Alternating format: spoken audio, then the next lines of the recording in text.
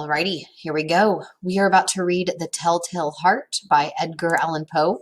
On the left-hand side, you will see the scrolling text and hear the narrator, Christopher Lee. On the right-hand side, I've put together some images to help you better visualize what's going on in the story. Let's do this.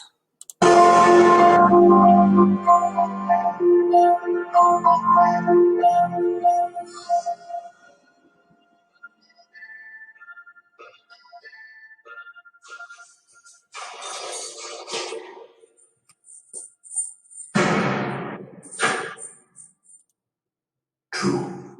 Nervous, very, very dreadfully nervous. I have been and am. But why will you say that I am bad? The disease had sharpened my senses, not destroyed, not dulled them. Above all was the sense of hearing, acute. I heard all things in the heaven and in the earth. I heard many things in hell. How then am I mad? Hark, and observe how healthily, how calmly I can tell you the whole story. So our story is going to be told from our narrator's point of view. He's telling us about something that happened to him. And I don't know about you guys, but I'm a little bit concerned because he keeps telling us how healthy he is and asking why would we say that he's mad? Not like angry, but, crazy. He says he has excellent hearing. He can hear everything in heaven and in hell. That's normal. All right, so that's the kind of narrator we're dealing with. Here we go. It is impossible to say how first the idea entered my brain, but once conceived, it haunted me day and night. Object, there was none. Passion, there was none. I loved the old man. He had never wronged me. He had never given me insult. For his gold, I had no desire. It was his eye. He had the eye of a vulture, a pale blue eye with a film over it. Whenever it fell upon me, my blood ran cold. And so by degrees, very gradually, I made up my mind to take the life of the old man, and thus rid myself of the eye forever. You should. I mean, sure, that's what I would do if a guy had a creepy old eye. Just get rid of the whole man. Just get rid of the whole guy. Okay. You have seen me. You should have seen how wisely I proceeded. With what caution, with what foresight, with what dissimulation I went to work. I was never kinder to the old man than during the whole week before I killed him. And every night, about midnight, I turned the latch of his door and opened it oh so gently. Then, when I had made an opening sufficient for my head, I put in a dark lantern, all closed so that no light shone out. And then I thrust in my head. Oh, you would have loved to see how cunningly I thrust it in. I moved it slowly, very, very slowly, so that I might not disturb the old man's sleep. It took me an hour to place my whole head within the opening so far that I could see him as he lay upon his bed. Oh, would a madman have been so wise as this? Whoa, whoa, whoa, whoa.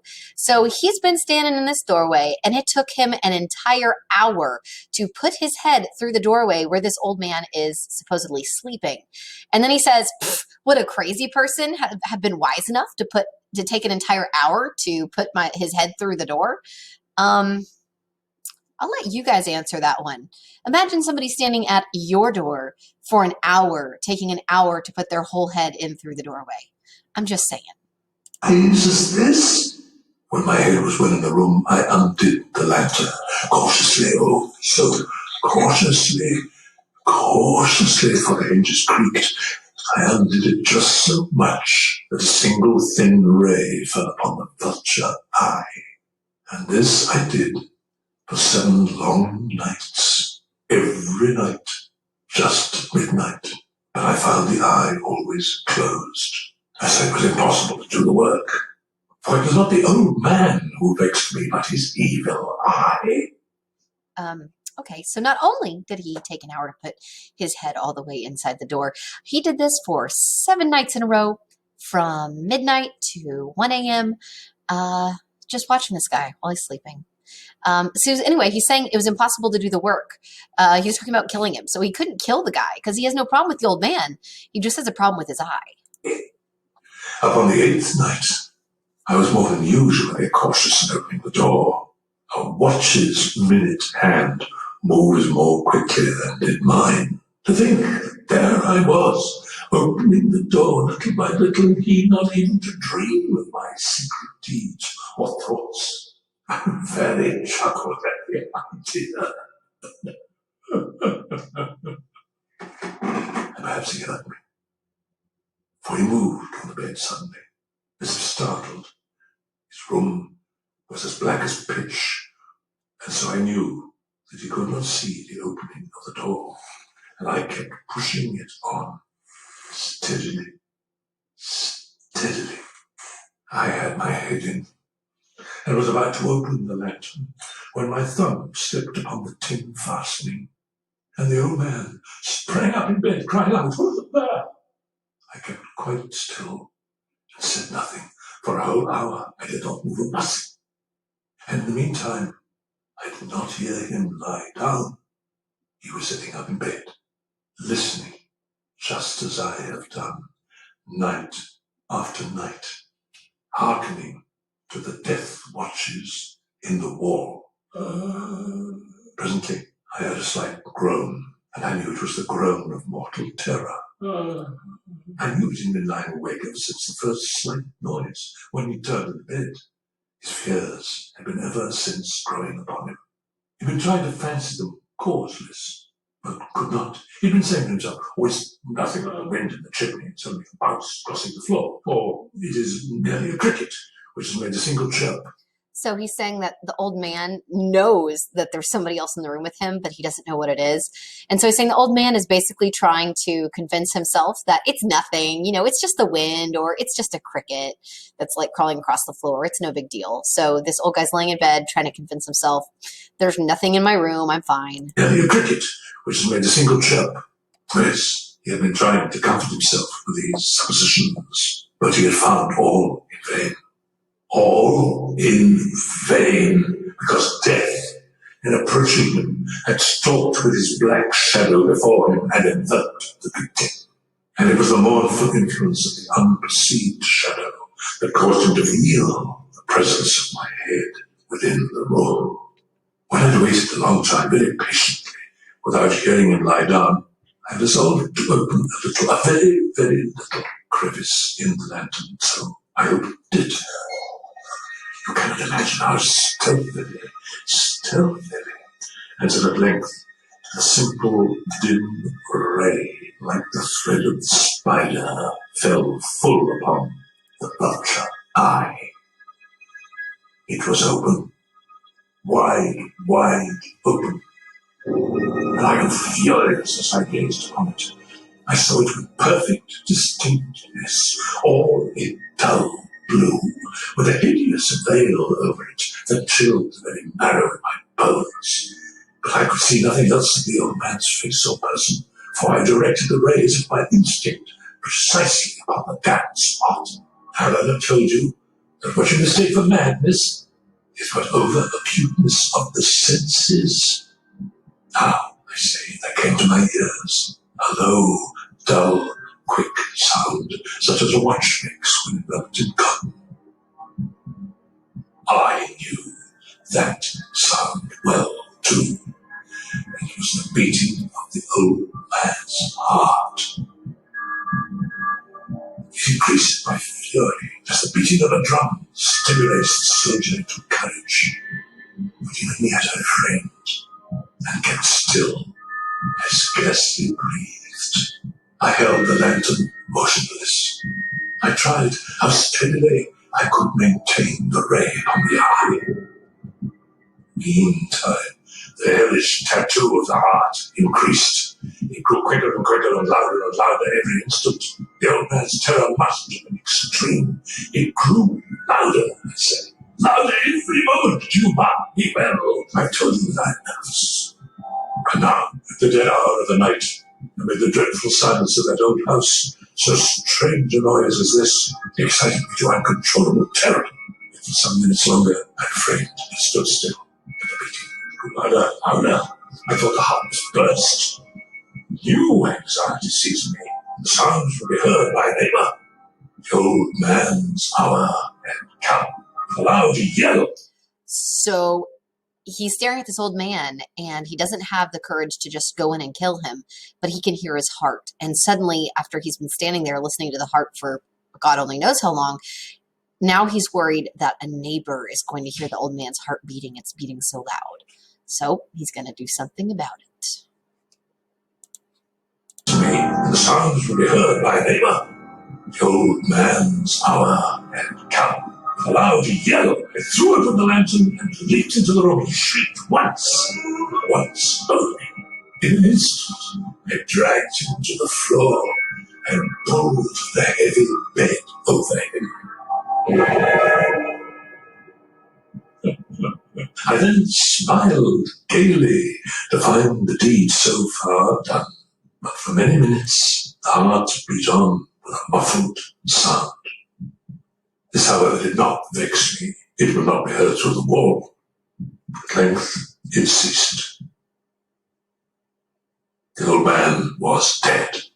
I removed the bed and examined the corpse. Yes, he was stone dead. His eye would trouble me no more.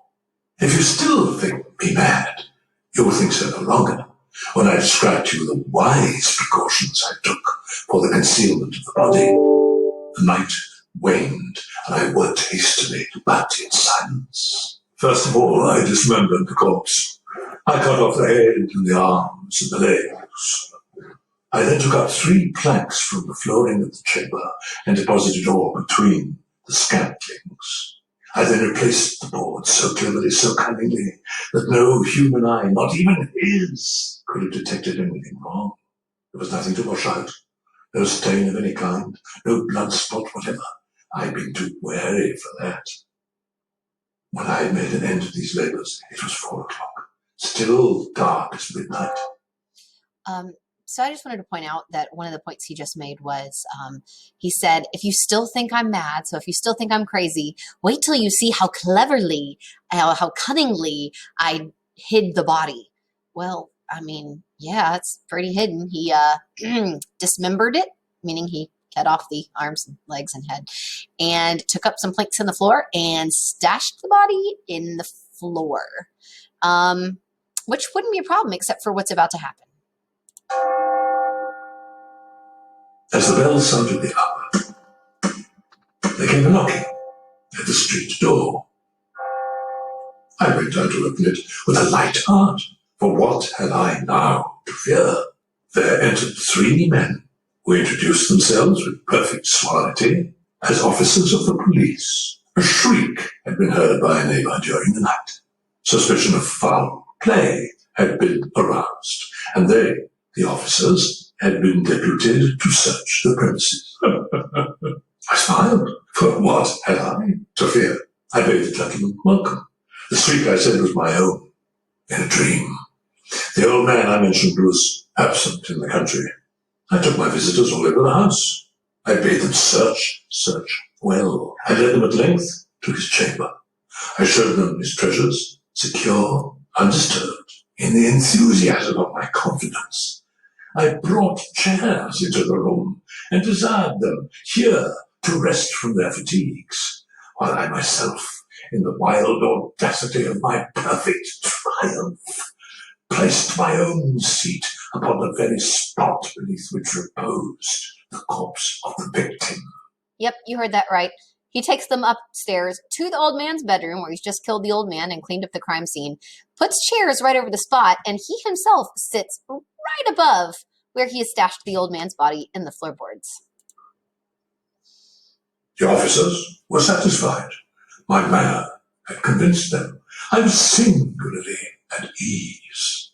They sat, and while I answered cheerily, chatted of familiar things. But ere long, I felt myself getting pale and wished them gone. My head ached, and I fancied a ringing in my ears, but still they sat and chatted. The ringing became more distinct. I talked freely to get rid of the feeling, but it continued. continued, the ringing became more distinct, until at length I found that the noise was not within my ears. No doubt, I now grew very pale, but I talked more fluently and with a heightened voice, yet the sound increased. Now what could I do? It was a low, dull, quick sound, much such a sound as a watch makes when enveloped in cotton. The sound that a watch makes when enveloped or wrapped in cotton. So he's hearing the old man's heart. I gasped for breath, and yet the officers heard it not. I talked more quickly, more vehemently, but the noise steadily increased. I arose and argued about trifles in high key with violent gesticulations, but the noise steadily increased. Why would they not be gone? I paced the floor, to and fro with heavy strides, as if excited to fury by the observations of the men, but the noise steadily increased. God, what could I do? I foamed, I raved, I swore. I swung the chair upon which I had been sitting and grated it upon the boards, but the noise arose over all and continually increased. It grew louder, louder, louder. And still the men chatted pleasantly and smiled. Louder, louder, louder, louder, louder, louder, louder. Was it possible they heard not? Almighty God, no. No, they heard, they suspected, they knew they were making a mockery of my horror. This I thought, and this I think. But anything was better than this agony. Anything was more tolerable than this derision. I could bear those hypocritical smiles no longer. I felt that I must scream or die. And now, again, hark!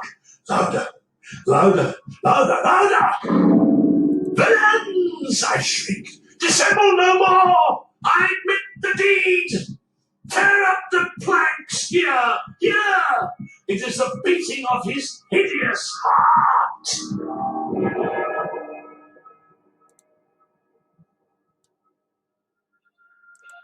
So in the end, while the police did not hear the beating of the heart, it drove our narrator crazy. And what does he do? He tears up the planks and says, make sure I get it right. Here, as he tears up the plank, he says, it is the beating of his hideous heart. And so the police officers are like, whoa, man, what the heck? And they find this dismembered body in the floor. But our narrator's not mad, right? All right, guys, I hope y'all enjoyed. Talk to you later.